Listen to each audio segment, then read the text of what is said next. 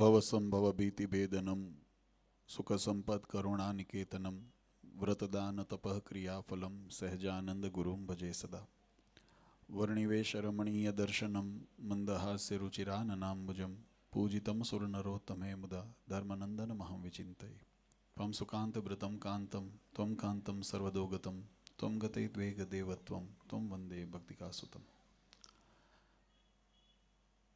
સર્વ અવતારી સર્વ કારણના કારણ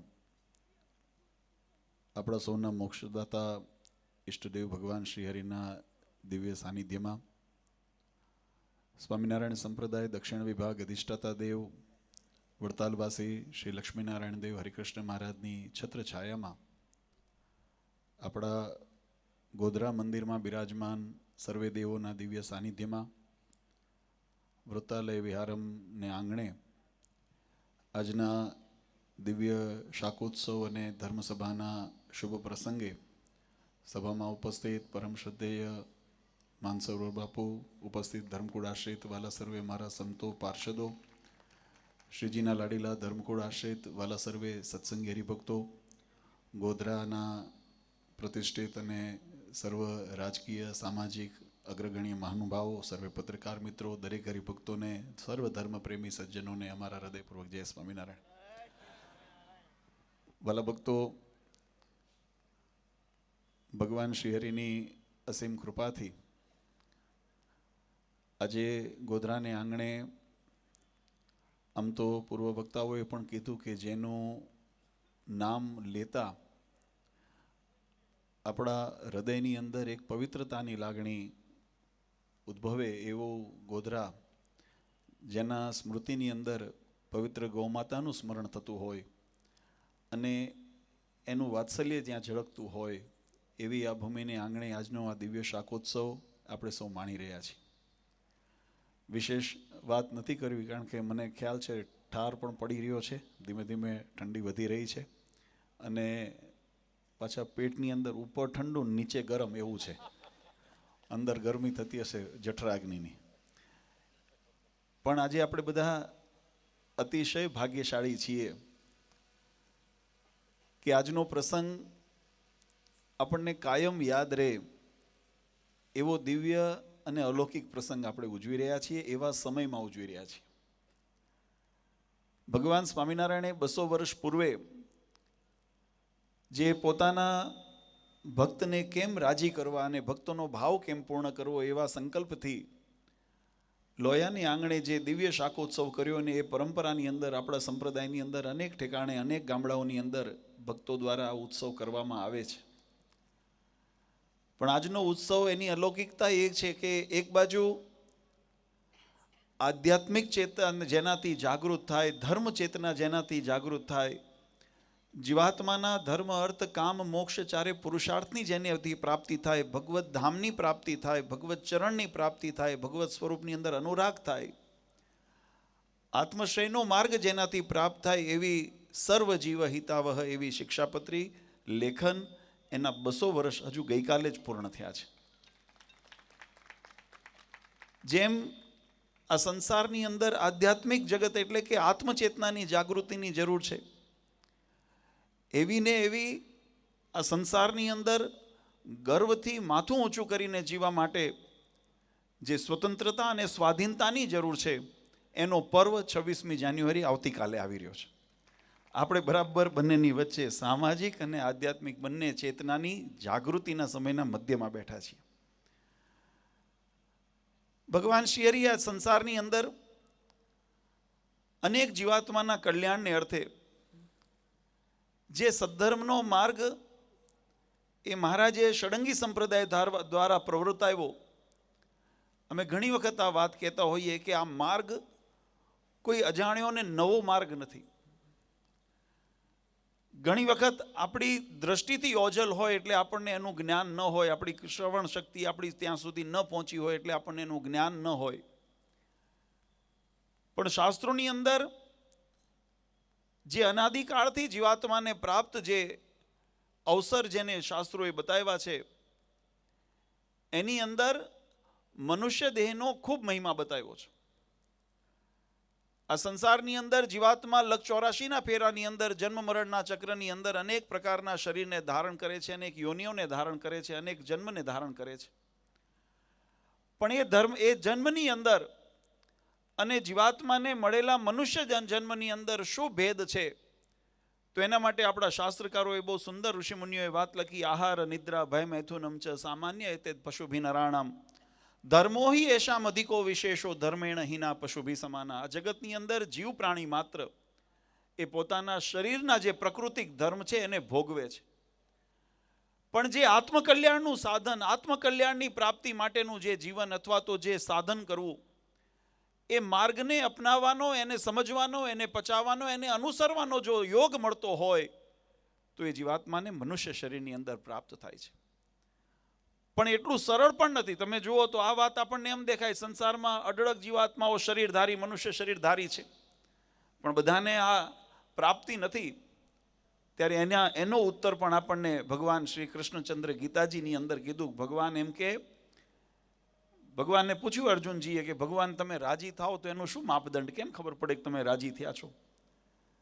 ત્યારે ભગવાન કૃષ્ણચંદ્રે અર્જુનજીને ઉત્તર કર્યો કે હે અર્જુન, જે અમારું ભજન કરે છે, જે અમારું પ્રીતિએ સહિત ભજન કરે છે, એના ઉપર અમે રાજી થઈએ છીએ ને ત્યારે અમે એને સદબુદ્ધિ આપીએ છીએ ને યોગ દદામી બુદ્ધિ યોગમ તમ. અમે મહારાજ કે એને અમે સદબુદ્ધિ આપીએ છીએ અને એવો યોગ આપીએ છીએ કે એને અમારા સ્વરૂપની અંદર, અમારા મૂર્તિની અંદર હેત થાય, અમારી પ્રાપ્તિ થાય. એટલે આ સંસારની અંદર સર્વશ્રેષ્ઠ જો કોઈ પ્રાપ્તિ આપણને જો થઈ હોય, આ સત્સંગ ઓળખાણો હોય, ભગવત આપણને ચરણ ઓળખાણો હોય, ભગવાનનું સ્વરૂપ આપણને ઓળખાણું હોય, તો એની અંદર માનજો કે આપણું પ્રારબ્ધ તો કામ કર્યું થોડું ઘણું અંશે, પણ એના કરતાં વિશેષ ભગવાનની કૃપા કામ કરી છે, ત્યારે આપણે અહીંયા આગળ આવી શક્યા છીએ. ભગવાનનો રાજીપો છે. બહુ પૂર્વ ગોધરાના ઇતિહાસની વાતો આપણે અહીંયા આગળ કરી અને સંતોએ પણ કીધું, અમારો રાજીપો હોવાનું કારણ કે તમે બધા ભગવાનની આજ્ઞામાં રહી અને ભગવાનની બાંધેલી મર્યાદાને શિક્ષાપત્રી જે પણ અહીંયા હમણાં સત્કાર્યોના ઉલ્લેખો આપણે કર્યા, આમાં કંઈ આપણે આપણી બુદ્ધિને, આપણે તો મહારાજની આજ્ઞાનું પાલન કરીએ છીએ. કારણ કે આ બધા નિયમો ભગવાન સ્વામિનારાયણ શિક્ષાપત્રીમાં લખ્યા છે. રોગીઓની સેવા કરવી, મૂંગા પશુઓની સેવા કરવી, ભગવાનને ભગવાનના અવતારોનું ધ્યાન, ભજન, ઉપાસના, દ્રષ્ટવા શિવાલયાદિની દેવા ગારાણી વર્તમાની પ્રણમ્ય ત્યાન તદ્દેવ દસમ. જ્યાં જ્યાં આધ્યાત્મિક અને સામાજિક એ ચેતનાનો સમન્વય કરી મહારાજે આપણને આદેશો કર્યા છે, એટલે આપણે તો એનું પાલન કરીએ છીએ. અને આપણે જો એનું પાલન કરશો ને, તમે બાપુજી પૂજ્ય મહારાજશ્રી ઘણી વખત દ્રષ્ટાંત આપે છે. આમ તો ગોધરાના સમાજ ઘણો બધો વેપારી સમાજ છે, એટલે એને ખ્યાલ હોય. આપણે ત્યાં વાણેતર રાખ્યો હોય, માણસ રાખ્યો હોય, કપડાની દુકાન હોય અને કોઈ ગ્રાહક આવે એટલે તમે જાઓ કોઈ જગ્યાએ દુકાનની અંદર કપડું લેવા, એટલે તમે એને પોતાની જે પસંદગી હોય તમે એને દર્શાવો કે મને લાલ કપડું આપો, પીળું કપડું આપો, લીલું કપડું આપો, લીટીવાળું આપો, ચોકડીવાળું આપો વગેરે, જે આમ કપડાને મલમલનું આપો, સિલ્કનું આપો, જે પણ ઊની આપો, જે પણ તમારી ભાવના હોય. હવે એ વેપારીનો જે માણસ હોય ને, એ માણસ ત્યાં જઈને એને અલગ અલગ પ્રકારના તાકા એને બતાવે કે જો આ તાકો છે, આ તમે જે કીધું એ પ્રમાણેનો છે, આ બધું બતાવે. એક સમય એવો આવે કે આ નહીં, આ પસંદ નથી, ના પસંદ નથી, લગભગ 25, 50, 100 ઢગલા ત્યાં કરાવે અને પછી છેલ્લે ઊભો થઈને જઈએ, મને આમાંથી પસંદ નથી આવ્યું એમ કે ઊભો થઈને જતો રહે. આ ઊભો થઈને જતો રહે ને, એટલે એને લીધું ન લીધું બહુ મહત્વનું નથી, પણ આનો શેઠ જે છે ને, એ તમારી જે એનો માણસ હોય ને એની નિષ્ઠા જોવે. જો એ નિષ્ઠાથી કાર્ય કરતું હોય, એને પોતાના જે પુરુષ પ્રયત્ન કર્યો તો એને એનો પ્રોત્સાહન મળે, બિરદામણ, એનો પગાર ન કપાય. ઓલા લીધું કે ન લીધું એ મહત્વનું નથી, પણ તમે તમારી નિષ્ઠાથી. આ જ વચનામૃતની અંદર ભગવાન સ્વામિનારાયણે બહુ સુંદર દ્રષ્ટાંત આપીને સમજાવ્યું. મહારાજ કે આ સંસારની અંદર જીવાત્માને બે પ્રકારના શત્રુઓ પીડતા હોય. એક બાહ્ય શત્રુ જે હોય, જેને સંગ દોષ કહેવાય, દેશકાળ કહેવાય વગેરે, આ બહારથી જીવાત્માને પ્રભાવ કરે છે. અને એક શત્રુ અંદર આપણા રહેલા છે, જેમ હમણાં માનસરો બાપુએ પણ વાત કરી, કામ, ક્રોધ, લોભ, મોહ, મત્સર, માયા, ઈર્ષા, તૃષ્ણા. આ બધાની સામેનું જે દ્વંદ છે, જે એની સામેનું યુદ્ધ છે, એ યુદ્ધની અંદર તમારો વિજય એટલો મહત્વનો નથી, પણ તમે એને નિષ્ઠાપૂર્વક તમે એને લડ્યા છો ને, એ મહત્વનું છે. તમારો ધણી હોય, તમારો માલિક હોય, એ જેમ તમારા નિષ્ઠા ઉપર ન્યોછાવર થાય, એમ પરબ્રહ્મ ભગવાન પુરુષોત્તમ નારાયણ તમે પ્રમાણિકતાથી જ્યારે એની સેવા કાર્યની અંદર, એની ભક્તિ કાર્યની અંદર, તમારા અંતઃશત્રુને ડામવાના કાર્યની અંદર તમે જો પ્રવૃત્ત હો ને, તો મહારાજે તો બહુ દ્રષ્ટાંત બહુ સુંદર આપ્યું. એની અંદર મહારાજ કે એમાં કોઈ બંધ બેસતી પાઘડી ન પહેર્યો, પણ મહારાજે દ્રષ્ટાંત એવું આપ્યું કે સામે કોઈ ગરીબ કોઈ વ્યક્તિ હોય, સ્વભાવે કરીને શક્તિએ કરીને ગરીબ હોય અવસ્થાની અંદર, એની સામે યુદ્ધ કરો અને જીતી જાઓ, એ તો જીત્યો તો એ પણ કહેવાય, પણ એ સરળ હતું કારણ કે સામેનું પાત્ર એ અશક્ત હતું. પણ સામે જો કોઈ આરબની બેરક હોય, કારણ કે એ જમાનાની અંદર ખૂંખાર અને ખતરનાક ગણવામાં આવતી, કારણ કે આપણા દેશ ઉપર અનેક વખત આક્રમણો બધા થયેલા, એટલે ખૂંખાર ને ખતરનાક ને નિર્દય કહેવામાં આવતી. તો એવી જ્યારે આરબની બેરક હોય અને એની સામે જો કદાચ યોદ્ધાની અંદર ગયા હોય, અને એ યોદ્ધાની અંદર ત્યારે તો સમગ્ર જેમ ભારતની સ્વતંત્રતા સંગ્રામ ચાલ્યો ને, ત્યારે કોઈએ નાત જાત દેશ ભાષા પ્રાંતનો ત્યાગ કરી બધા ભારતીય તત્વોને અપનાવ્યું, અને આપણે સ્વતંત્રતા સંગ્રામની અંદર જ્યારે બધાએ ભોગ દીધો ને, ત્યારે આપણને આપણી સ્વતંત્રતા પ્રાપ્ત થઈ છે. એમ મહારાજ કહે કે જ્યારે એવા બધા કોઈ વ્યક્તિ હોય યુદ્ધની અંદર, નહીં તો સામાન્ય રીતે એમ કહેવામાં આપણી વર્ણ વ્યવસ્થાની અંદર એવું એક વ્યવસ્થા પૂર્વ આચાર્યોએ ઋષિમુનિઓએ કરેલી કે દરેકના ગુણધર્મ છે, શરીરની સાથે પ્રકૃતિ જોડેલી છે. પ્રકૃતિના જેને આપણે કહેવાય લોહીના ગુણ કહીએ, ડીએનએના ગુણ કહીએ, જીન્સના ગુણ કહીએ, અને આ બધું વૈજ્ઞાનિક છે, આમાં કોઈ એવું અંધશ્રદ્ધા જેવી વાત નથી. અને આ વસ્તુને સમજવાની રીત આપણે ભૂલી બેઠા, અને એટલા માટે લોકો એને અંધશ્રદ્ધામાં ખપાવી દીધી. ને આપણી જે વૈજ્ઞાનિક જે સંસ્કૃતિ હતી, આપણી જે સાકારને જે સત્ય સંસ્કૃતિ હતી, આપણે એનાથી વિકુટા થઈ ગયા. અને એને જાગૃત કરવા માટે આપણે એને એપ્રોચ એ રીતે કરવો પડે, એને જોવાની દ્રષ્ટિ એ રીતે કેળવવી પડે. ત્યારે મહારાજે દ્રષ્ટાંત આપ્યું કે એની સામે કદાચ આરબની ખૂંખાર એવી સેના હોય, અને એની સામે જ્યારે યુદ્ધ કરવા માટે કદાચ કોઈ, માફ કરજો, બ્રાહ્મણ વાણિયા એટલે અમારા જેવા ઢીલા પોચા કહેવાય, અમારો સ્વભાવ એવું કહેવાય. હવે પછી તો પરશુરામનો એમ તો શાસ્ત્રોની અંદર ઉલ્લેખ આવે, પણ છતાંય અમે સ્વભાવથી ગરીબ હારા. એટલે મહારાજ કે એવા કોઈ જઈને યુદ્ધમાં આવે, હવે એના ધણીને ખબર છે કે આની સામે કદાચ જીતે કે ન જીતે કંઈ મહત્વનું નથી, પણ એને નિષ્ઠાથી રાષ્ટ્ર સેવા માટે પોતાનું પ્રાણ કુરબાની જે તૈયારી બતાવી, સેવાનો જે તત્પરતા બતાવીને એને એના ઉપર એનો રાજીપો ઉતરે ને ઉતરે. એમ ભગવાન સ્વામિનારાયણે પણ આપણને સત્સંગની અંદર એ ચીજ શીખવાડી કે આપણી સનાતન વૈદિક પરંપરાની અંદર જે આત્મકલ્યાણ માટે ઉપાસના અને ભક્તિનો માર્ગ, અને સાથે સાથે સેવા મુક્તિશ્ચ ગમ્યતામ, જે માનવ સેવાના જવાબદારીના ભાગરૂપે આપણી એકલી જો બંને જવાબદારી, શાસ્ત્ર આપણને છે ને કોઈ એક તરફ બાંધતું નથી, એ ચારે દિશાની અંદર આપણને આનો ભવંતી, આપણે કહેવાય ચારે દિશાના જે સદગુણો છે, સદવિચારો છે ને, એને પોતાની અંદર સ્વીકારવાનું આપણને સનાતન. અને આપણી વિશ્વની એક જ એવી સંસ્કૃતિ છે કે જે સંસ્કૃતિ એ પોતાની ભૂમિને, પોતાના રાજ્યને, ઘણાને હોમલેન્ડ કહેવામાં આવે છે, ઘણાને નેશન કહેવામાં આવે છે, ઘણાને કન્ટ્રી કહેવામાં આવે છે, પણ આપણી ભારતીય વૈદિક સંસ્કૃતિ આપણને પોતાની માતૃભૂમિ માતૃભૂમિ કહેવામાં આવે છે, અને આપણને એની સાથે માનો સંબંધ બાંધેલો છે.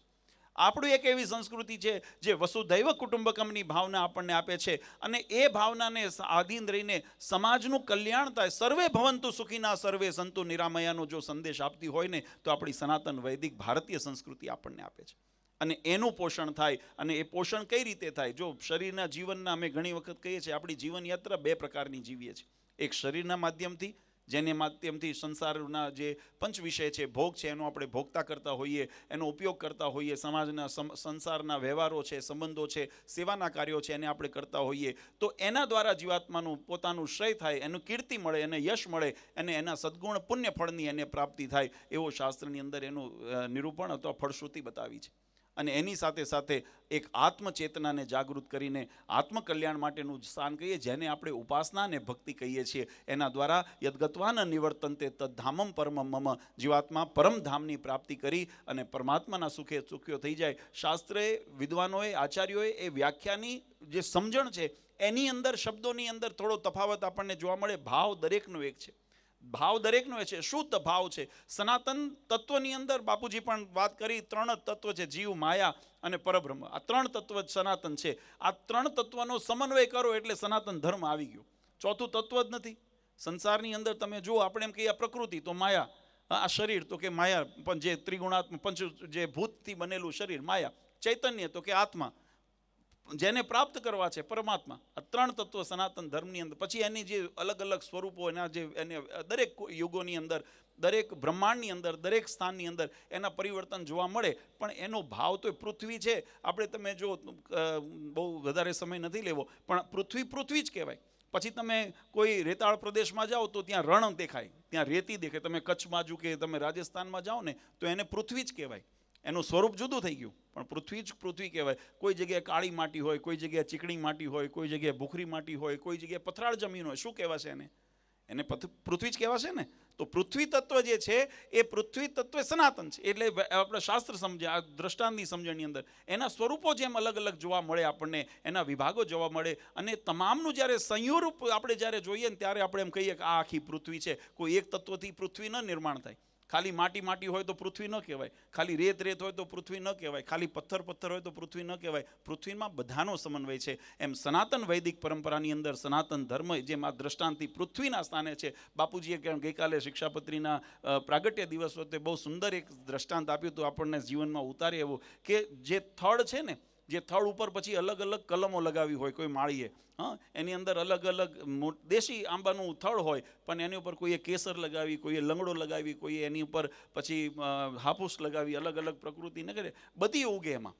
પણ એને પોષણ મળતું હોય ને તો એની જડમાંથી, એના થડમાંથી મળતું હોય. તો સનાતન વૈદિક પરંપરા એ આપણા સનાતન ધર્મની થડ છે. અને એના દ્વારા જે શાસ્ત્રના રૂપે, જે સિદ્ધાંતના રૂપે જે ઉપાસના ભક્તિનો માર્ગ આપણને મળ્યો છે, જે નીતિ રીતિની આપણને જે પરંપરા આપણને પ્રાપ્ત થઈ છે, એને આપણે અલગ અલગ સંપ્રદાયોના માધ્યમથી ઓળખીએ છીએ. અને દરેકનો માર્ગ અને દરેકનું સ્થાન, ગંતવ્ય એક જ છે કે ભગવાનને પ્રાપ્તિ જીવાત્મા કરે, સંસાર માયા કર્મ બંધનમાંથી જીવાત્મા મુક્ત થાય. આપણા શાસ્ત્રોની અંદર બહુ સુંદર, આપણે તો જો કે શાકોત્સવના પ્રસાદ માટે બધા અહીંયા એકત્રિત થયા છે, ને એ કથા ઘણી વખત આપણે સાંભળી છે કથાઓના માધ્યમથી, એટલે એને પુનરાવર્તિ નથી કરતો. પણ જીવનની અંદર આપણે શું શીખવા જેવું છે, કેમ ગ્રહણ કરવા જેવું છે. આપણા ઉપનિષદની અંદર એક બહુ સુંદર પ્રસંગ આવે છે કે નચિકેતાને યમનો સંવાદ એની અંદર બતાવવામાં આવ્યો છે. ત્યારે યમરાજાએ નચિકેતાને બહુ સુંદર એનો ઉપદેશ દેતા કીધું કે દરેક જીવ પ્રાણીની અંદર, દરેક માણસની પાસે હંમેશા બે વિકલ્પ ખુલ્લા હોય છે. બે વિકલ્પ એની પાસે રહેલા છે. અને એક વિકલ્પ છે જેને શ્રેયસ્કલ્પ કહેવામાં આવે છે, જે શ્રેય કરતા છે, અને બીજો પ્રેય છે. આ બંને વિકલ્પ જીવ પ્રાણી માત્ર પાસે, તમારી પાસે છે, મારી પાસે છે. પણ તમારી ચટકી ક્યાં લાગી છે, તમને કેનો ખપ છે? તો શાસ્ત્રે એમ કીધું, બુદ્ધિશાળી જીવ છે ને એ હંમેશા શ્રેયનો માર્ગ પસંદ કરશે. અજ્ઞાની જીવ હોય એ પછી વાલું દોલું પોતાનું ગમતું કરવાનો આગ્રહ રાખે. પણ જેને સમજણ છે, જેને જાગૃતિ છે, અને એવો જે જાગૃત જીવાત્મા હંમેશા પોતાના શ્રેયનો માર્ગ પસંદ કરે.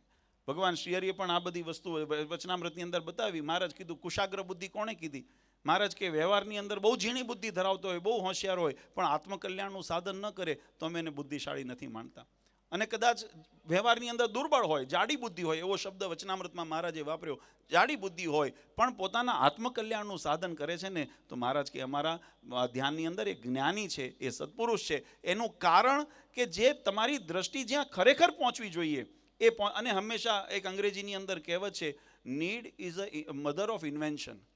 કોઈ પણ વસ્તુનો તમે કાર્ય કરીએ ને, આપણે આ મંદિર કરવું હતું, આ મંદિર કરવાનો સંકલ્પ એ એનું બીજ હતું.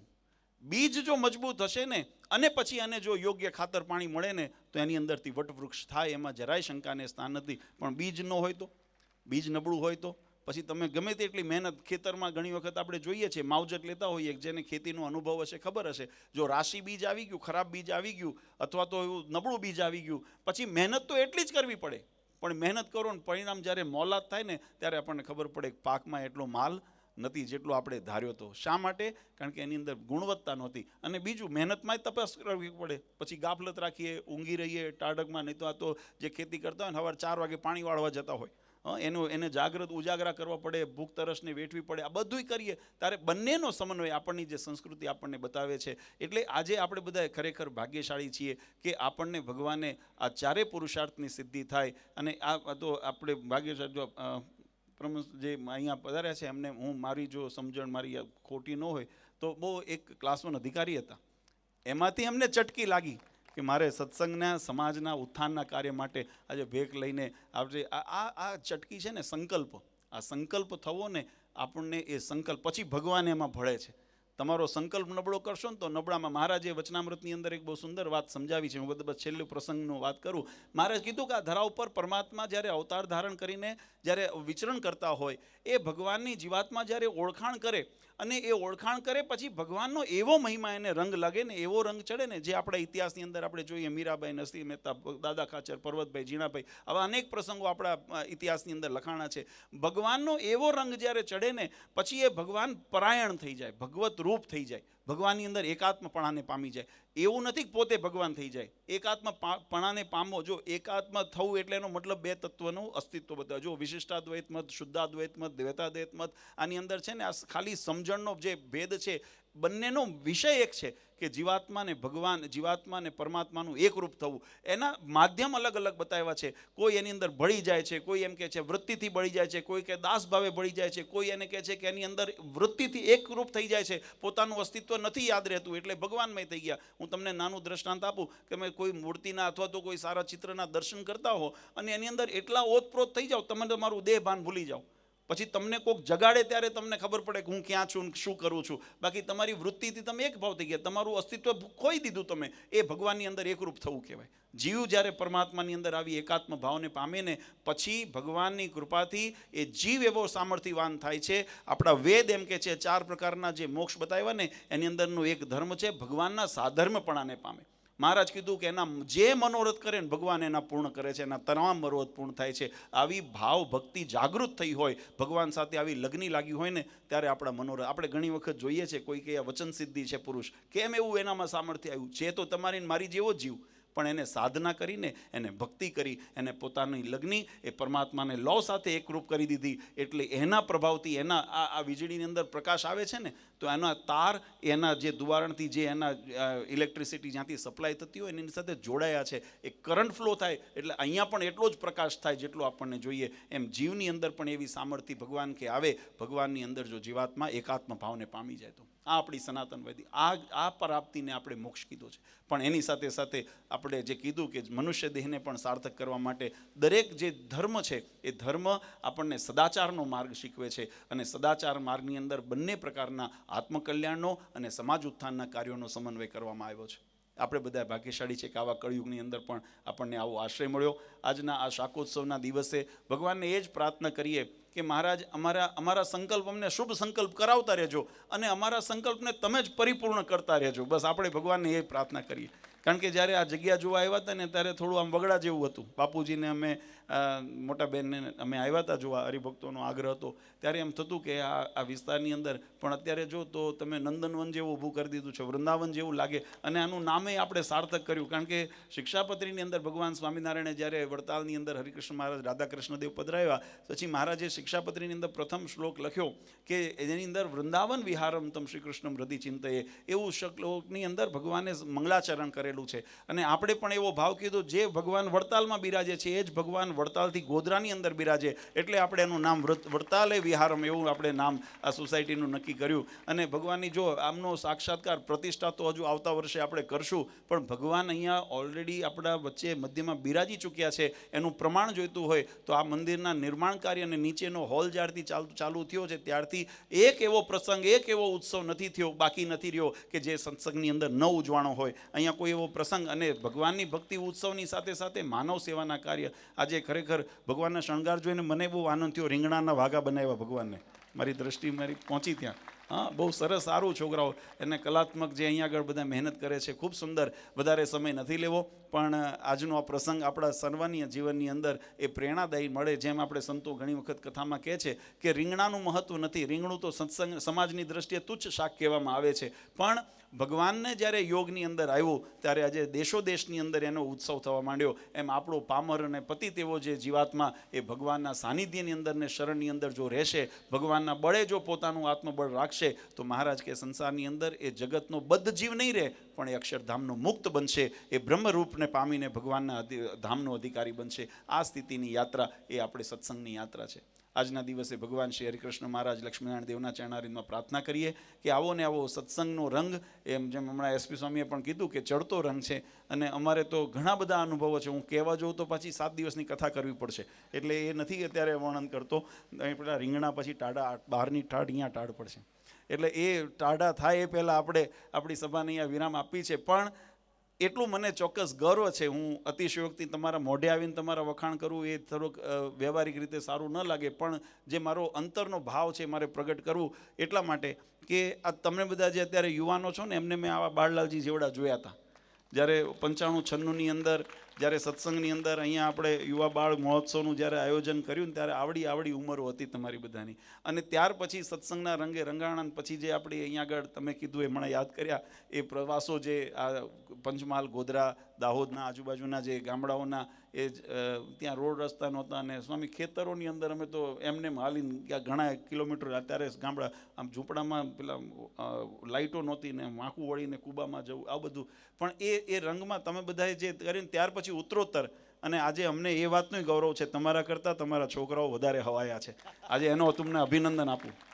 આ મારો આ અનુભવ કહું છું કે, અને હોવું જોઈએ, મોરના ઈંડાને ચિતરવાના ન હોય એવું આપણા વિદ્વાનો એવું કહે છે. એમ તમે જે સંસ્કારના બીજ તમારા જીવનની અંદર તમે ગળથૂથીમાં લીધા છે, આ બહારથી પોષણ નથી, આ ગળથૂથીનું પોષણ છે, અને એ સંસ્કાર તમે તમારા બાળકોને તમે આપ્યા છે ને, આજે એના માટે તમને ખૂબ ખૂબ અભિનંદન છે. ભગવાનને પ્રાર્થના કરીએ કે પરંપરાગત તમારો આ સત્સંગ એ આ જ રીતે દિન પ્રતિદિન વિકાસને પામે. આપણું આ વ્રતાલય વિહાર સ્વામિનારાયણ મંદિર એ એનું કેન્દ્ર બને, અને આના માધ્યમ દ્વારા સમાજના વિકાસના, ઉત્થાનના, માનવ સેવાના અને સત્સંગના અનેક કાર્યો થાય, અનેક એના કીર્તિમાન સ્થાપિત થાય, એવી હરિકૃષ્ણ મહારાજ લક્ષ્મીનારાયણ દેવના ચરણારીમાં પ્રાર્થના કરી આજના મહોત્સવની અંદર જે ભક્તોએ નાની મોટી સેવા કરીને યજમાન પદ સ્વીકાર્યું છે, મંદિરના બાંધકામની અંદર પણ જે ભક્તોએ પોતાની સેવાને દાન લખાયું છે, અન્ય પણ જે આડા અવસરોની અંદર પણ જ્યારે કોઈ હરિભક્તો અહીંયા આગળ સેવા કરે છે, બધાને માટે હરિકૃષ્ણ મહારાજ લક્ષ્મીનારાયણ દેવ સર્વનું મંગળ વિસ્તારે એવી એમના ચરણારીમાં પ્રાર્થના કરી. પરમ પૂજ્ય સનાતન ધર્મ ધુરંધર 1008 આચાર્ય શ્રી અજેન્દ્ર પ્રસાદજી મહારાજ,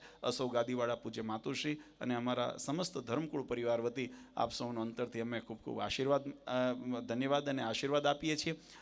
બાળલાલજીના જન્મોત્સવ, આમ તો આ રિવાજ બધો આ તમે બાળકો રાજી થાય એટલે અમારે કરતા હોઈએ. અમને એમ થયું કે આ ઘરમાં બેસીને કરું, તો આ વડતાલે અમારું ઘર જ છે ને, આ અમે ગોધરા અમારું અહીંયા પરિવાર સાથે, તો અહીંયા આગળ કરશું. એટલે આ બાળકોને રાજી કરવા તમને પણ ખૂબ ખૂબ અમે અમારા સમગ્ર ધર્મકુળ પરિવાર વતી ખૂબ ખૂબ અંતર થઈ આભાર અને આશીર્વાદ આપીએ છીએ. ભગવાન સૌનું મંગળ વિસ્તારે અને મહારાજ સૌનું ભગવાન સર્વે ભવંતુ સુખીના, સર્વે સંતુ નિરામયા. બધા માનનીય સામાજિક અને રાજકીય અગ્રગણ્યો, દુદાત સાહેબને બહુ જૂનો અમારો લગભગ 30 વર્ષનો સંબંધ એમનો છે, એટલે ખૂબ સુંદર આજે આવ્યા, મળીને બહુ વિશેષ આનંદ થયો. આમાં ઘણા બધા પરિચિત ચહેરા છે. આ બધાને પણ ભગવાન ખૂબ સુખ્યા કરે અને ખૂબ મહારાજનો રાજીપો બધા ઉપર ઉતરે એવી ભગવાન શ્રીના ચરણારીમાં પ્રાર્થના કરી મારી વાણીને વિરામ આપું. બોલો સ્વામિનારાયણ ભગવાનની જય.